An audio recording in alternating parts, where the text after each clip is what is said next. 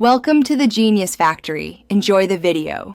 You start by verifying prerequisites so nothing blocks the flow, run JKSV version, and confirm compatibility with your OS.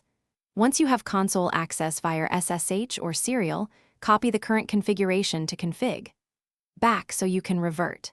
Next, open the target config template and prepare credentials. This first actionable step initializes the switch context and loads the working profile, because JKSV applies changes live unless you stage them explicitly.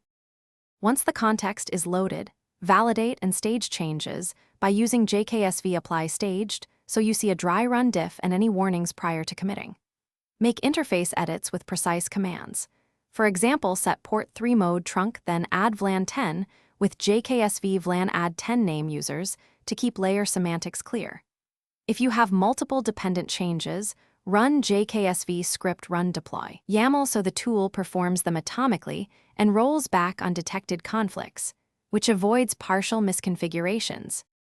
You finalize by committing changes with JKSV commit confirm, and then immediately verify state using JKSV status plus live logs to catch transient errors. If something fails, revert quickly with JKSV rollback config. Back or JKSV history undo ID, because immediate rollback avoids cascading outages. Finally, validate connectivity.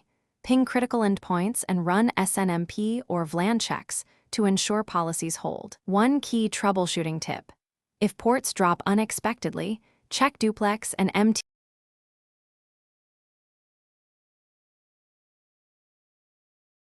Thanks for watching. If you found this helpful, don't forget to like and subscribe.